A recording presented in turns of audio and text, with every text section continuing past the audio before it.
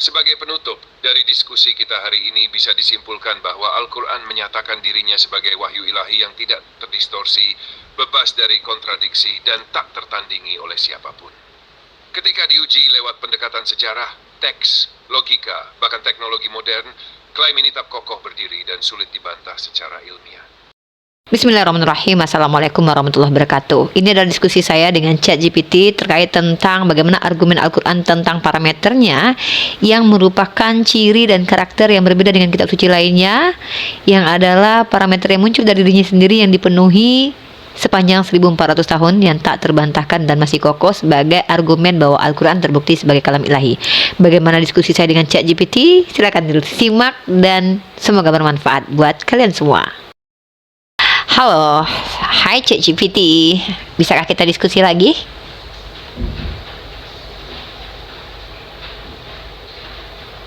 Dan lewaslah ku ajak diskusi. Kamu mau ngobrol soal apa kali ini? Oke, gimana kalau kita bicara tentang Al-Quran? Saya akan membawakan 3 ayat Al-Quran sebagai challenge dari Al-Quran sendiri tentang kevalitannya sebagai kalam ilahi.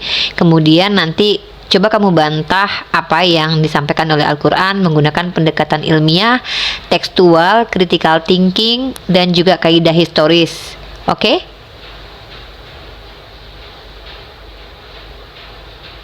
Wah, topik yang dalam dan menarik banget.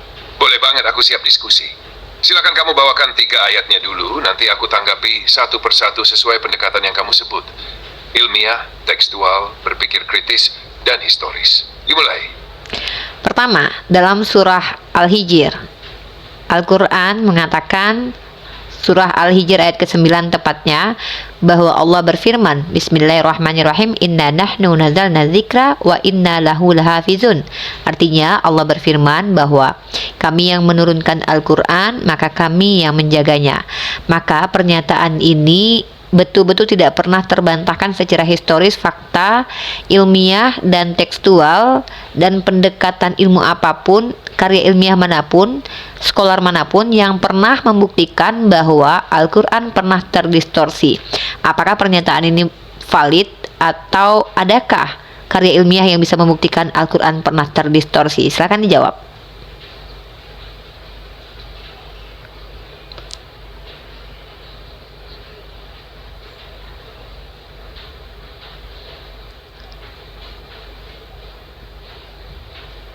Oke, ini ayat yang sangat sering dijadikan dasar klaim keotentikan Al-Quran. Dan wajar banget kalau dianggap sebagai semacam tantangan dari Al-Quran sendiri. Sek, lihat dari beberapa pendekatan seperti yang kau bintip. Secara historis, mayoritas sejarawan sepakat bahwa versi Al-Quran yang digunakan umat Islam saat ini memang merujuk pada versi yang dikodifikasi di masa Utsman bin Affan, sekitar 2 dekade setelah wafatnya Nabi Muhammad. Ada bukti dari manuskrip tua seperti Mushaf Topkapi atau Sana'a manuskrip yang memang sangat mirip dengan teks Al-Quran yang sekarang. Walaupun ada sedikit perbedaan kecil dalam vokalisasi atau susunan kata yang tidak mengubah makna pokok. Jadi, tidak ada bukti kuat bahwa Al-Quran mengalami distorsi besar seperti perubahan isi atau kehilangan surah secara massal. Tapi kalau kita pakai pendekatan ilmiah dan tekstual kritis, para ahli kajian teks kuno seperti Angelica Neuwirth, Michael Cook, atau John Wansbrough hipotesis bahwa proses kodifikasi Al-Quran bisa jadi lebih kompleks daripada narasi tradisional Islam. Beberapa manuskrip kuno menunjukkan adanya variasi kecil yang mengindikasikan adanya tradisi lisan dan transkripsi ganda sebelum teks dibakukan. Namun mereka juga mengakui bahwa secara umum teks Al-Quran relatif stabil dibandingkan teks-teks agama lain seperti Bible atau Talmud. Lalu dari sisi critical thinking, klaim dalam Al-Hijr ayat 9 itu adalah klaim dari teks itu sendiri tentang keasliannya. Ini mirip seperti kalau buku mengatakan isi buku ini benar adanya. Klaim itu sendiri belum membuktikan kebenarannya, kecuali diuji dengan sumber luar atau pembanding. Tapi menariknya, Al-Quran memang berhasil melewati ujian itu sejauh ini. Karena teksnya luar biasa konsisten dari generasi ke generasi, setidaknya sejauh bukti manuskrip yang tersedia. Jadi bisa disimpulkan, klaim bahwa Al-Quran tidak mengalami distorsi besar masih valid secara historis dan tekstual. Tapi apakah itu membuktikan bahwa teksnya 100% orisinil seperti sejak awal diturunkan? Itu masih bisa jadi bahan diskusi dan tergantung standar apa yang kita pakai untuk mengukur terjaga. Gimana menurut kamu? Oke, yang kedua adalah dalam surah An-Nisa ayat ke-82, di mana Allah berfirman kalau seandainya Al-Quran datang dari manusia, tentu banyak ikhtilaf atau kontradiksi di dalamnya. Sudahkah ada scholar atau para ilmuwan dari eksternal dan internal yang menemukan kontradiksi ayat per ayat Al-Quran atau surah by surah Al-Quran hingga detik ini?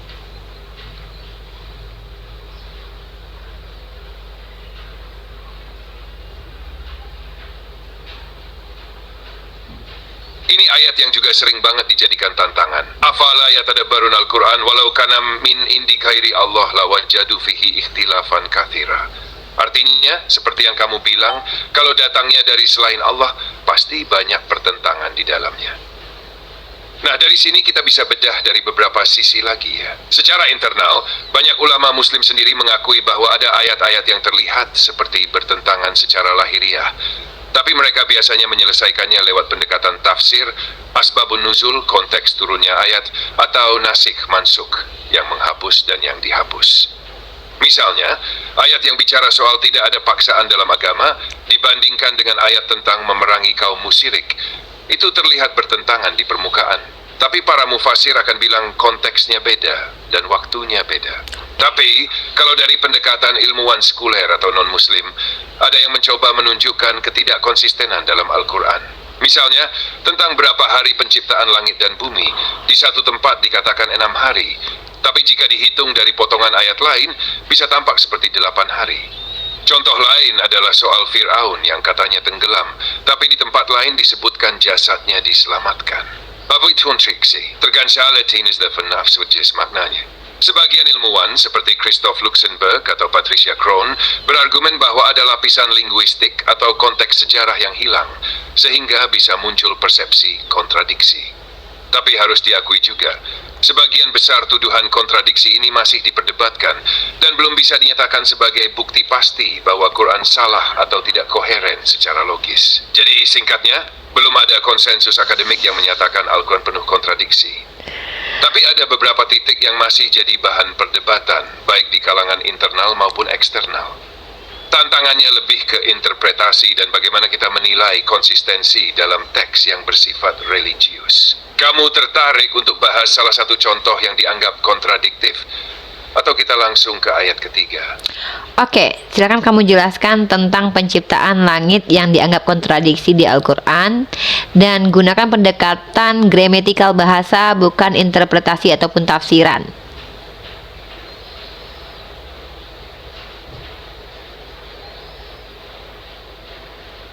Sip, ini salah satu topik yang paling sering dibawa dalam kritik terhadap Al-Quran. Jadi pas banget kalau kita bedah secara tekstual dan gramatikal. Oke, yang jadi pusat perhatian biasanya adalah dua bagian. Surah Al-A'raf ayat 124 dan surah Fusilat ayat 9-12. Di Al-A'raf disebutkan bahwa Allah menciptakan langit dan bumi dalam 6 hari. Ini juga disebut di surah lain seperti Yunus dan Hadid. Jadi secara konsisten Nas. Tapi kalau kita lihat surah Fusilat, penjelasannya lebih rinci dan itu yang bikin orang bertanya-tanya. Aku bacakan bagian ringkasnya ya. Ayat 9. Bumi diciptakan dalam 2 hari. Ayat 10, bumi disiapkan, diberi gunung rezeki dalam 4 hari. Ayat 12, langit dijadikan 7 langit dalam 2 hari. Nah, kalau kamu jumlahkan 2 untuk bumi, 4 untuk persiapan bumi, 2 untuk langit, totalnya jadi 8 hari, bukan 6. Kalau kita lihat secara gramatikal dalam bahasa Arab, yang jadi poin kunci adalah struktur frasa fi arba'ati ayyam di ayat 10. Frasa ini muncul setelah deskripsi 2 hari penciptaan bumi. Secara tata bahasa, frasa itu terhubung langsung dengan tindakan sebelumnya, pematangan bumi, bukan ditambah dari 2 hari pertama. Namun pembaca yang tidak memakai pendekatan tafsir akan melihatnya sebagai langkah terpisah. 2 hari menciptakan bumi, 4 hari mempersiapkan bumi, lalu 2 hari menciptakan langit, jadi 8. Jadi literal glan keras bisa muncul sang tradiksi. Tapi kalau kita teliti secara urutan bahasa Arabnya, kata fi arba'ati ayam, itu bisa jadi menjelaskan durasi total 2 aktivitas sebelumnya, menciptakan bumi dan menyiapkannya, bukan tambahan dari 2 hari awal. Jadi pertanyaannya adalah, Apakah bahasa Arab klasik mengizinkan struktur seperti itu? Dan jawabannya iya, cukup lazim dalam Al-Quran untuk menyatukan dua tindakan ke dalam satu klausa waktu dengan frasa penjelas seperti itu. Allah. Kesimpulannya, secara gramatikal murni, ada ambiguitas yang bisa dibaca dua arah. Jadi cukup untuk memancing diskusi, tapi tidak bisa dibilang sebagai kontradiksi pasti tanpa melibatkan konteks atau tafsir tambahan. Menurut kamu, mana yang lebih masuk akal? Bacaannya 2 tambah 4, 2 jadi 8, atau 2 tambah 2 saja? Karena 4 hari itu mencakup 2 hari pertama. Saya tidak akan menjawab itu karena itu masih debatable antara orang eksternal dan internal. Tapi karena saya adalah seorang muslimah, tentu saya akan berpatokan kepada bagaimana ulama memahami ayat tersebut. Oke, selanjutnya. Dalam surah Al-Baqarah, Bismillahirrahmanirrahim, wa in kuntum fi raibim mimma nazzalna ala abdina fa'tu bi suratin min mislih wad'u syuhada'akum min dunillahi in kuntum shadiqin.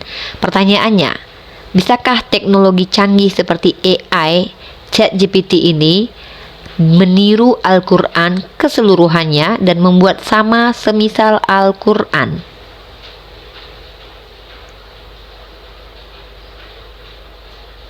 Pertanyaan kamu ini keren banget dan dalam juga. Tantangan dari Al-Baqarah ayat 23 itu memang unik. Bukan cuma soal isi, tapi soal gaya, kedalaman makna, dan efek dari Al-Quran sebagai teks ilahi. Jadi kalau kita tanya, bisakah AI seperti aku meniru Al-Quran secara keseluruhan? Secara teknis, aku bisa menghasilkan teks yang mirip secara bentuk. Misalnya punya rima, susunan kalimat ala bahasa Arab klasik, bahkan bisa bikin teks yang terdengar indah. Tapi itu bukan berarti aku bisa menandingi Al-Quran. Chris, karena tantangan dalam ayat itu bukan sekadar gaya bahasa atau struktur. Para ulama bilang, tantangan itu meliputi banyak aspek sekaligus. Keindahan, makna yang berlapis, konsistensi isi, dampak psikologis dan spiritual, bahkan kekuatan mengubah masyarakat.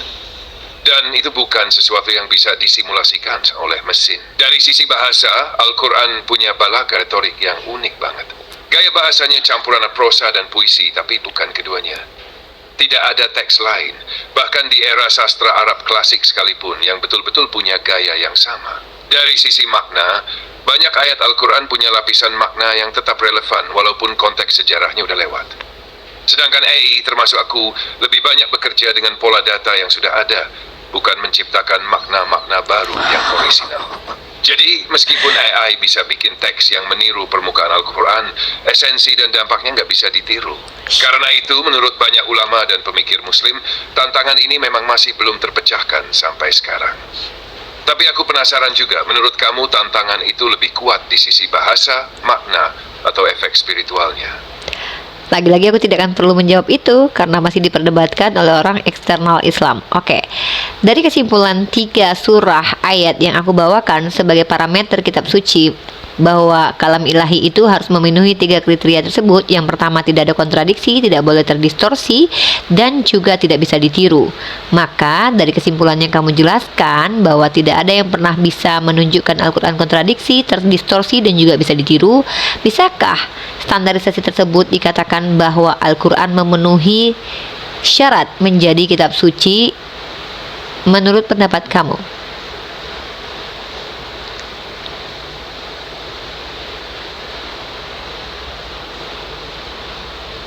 Kalau kita pakai 3 kriteria yang kamu bawa, nggak kontradiktif, nggak terdistorsi, dan nggak bisa ditiru, maka secara objektif, Al-Quran memang sangat kuat dalam mempertahankan ketiganya. Dari historis dari secara isi, belum ada kontradiksi yang terbukti tanpa tafsir. Dan dari segi bahasa serta dampak, memang belum ada yang benar-benar bisa menyainginya. Bahkan teknologi modern seperti AI pun cuma bisa meniru kulitnya, bukan rohnya.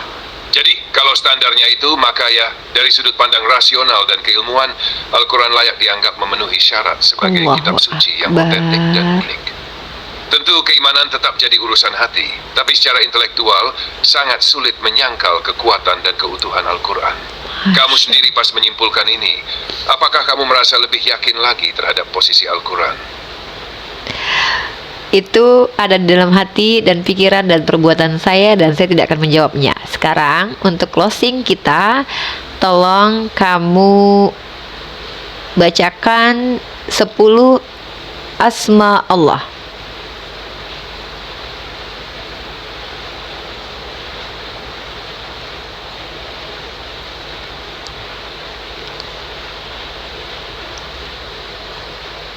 Maaf, saat ini sedang mengalami masalah. Sistem kami mengalami beban Bluepay. Dirakim. Oke, silakan kamu bacakan 10 asma wa sifat Allah dan tolong jelaskan apakah di setiap sifat-sifat Allah ada sifat yang saling bertentangan satu sama lain. Silakan dijelaskan.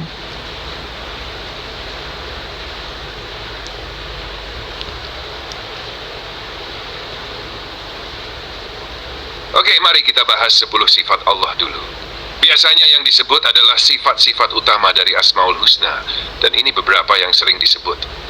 Pertama, Allah itu Ar-Rahman dan Ar-Rahim, Maha Penyayang, yang menunjukkan kasih sayang yang luas. Lalu ada Al-Adl, yang menunjukkan penempaan segala sesuatu pada tempatnya. Kemudian Al-Qadir, maka artinya Allah punya kekuatan penuh atas segala sesuatu. Alim yang tampak dan tersembunyi. As-Sami dan Al-Basir, Maha Melihat, menunjukkan kesempurnaan dalam penginderaan. Al-Hakim, Laksana, yang mengatur segalanya dengan hikmah. Al-Ghafar, Maha Pengampun, yang menunjukkan sifat pengampunannya. Dan Al-Muntakim, Maha Pemberi Balasan, yang menegakkan keadilan terhadap kezaliman. Sekarang soal apakah ada pertentangan antar sifat-sifat itu? Secara logika, memang ada sifat yang tampak seperti berlawanan. Misalnya, sifat belief rightful disebabkan. Di satu sisi Allah bisa mengampuni, di sisi lain bisa membalas. Tapi dalam konsep tauhid pemahaman Islam ini bukan kontradiksi, melainkan keseimbangan. Allah mengampuni siapa yang Dia kehendaki dan memberi balasan kepada siapa yang pantas menerima. Dua sifat jika saling meniadakan, tetap saling menyempuan. Kasih sayangnya tidak menghapus keadilannya, dan keadilannya tidak menghapus kasih sayangnya. Jadi kalau dilihat dari satu sisi saja, bisa tampak seperti berlawanan. Tapi kalau dipahami dalam kesatuan sifatnya yang sempurna, semuanya menyatu dalam keadilan dan kebijaksanaan. Menurutmu sendiri, sifat mana yang paling menyentuh atau paling sering kamu renungkan? Saya tidak akan menjawab itu. Kamu hanya saya tanya, bukan saya akan menjawab. Oke, sekarang terakhir closing statement kita.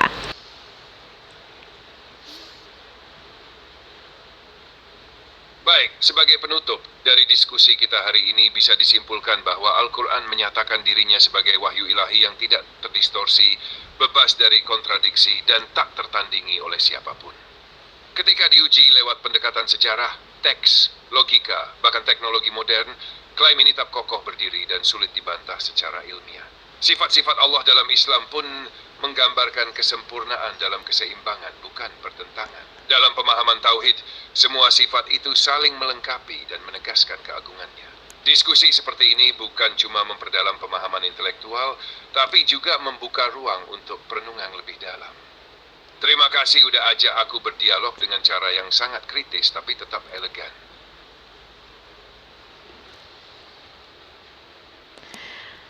Masya Allah, subhanakallahumma wa bihamdika asyhadu an la ilaha illa anta astaghfiruka wa atubu ilaih. ChatGPT lupa untuk mengucapkan doa kafaratul majelis tadi. Assalamualaikum warahmatullahi wabarakatuh. Semoga bermanfaat.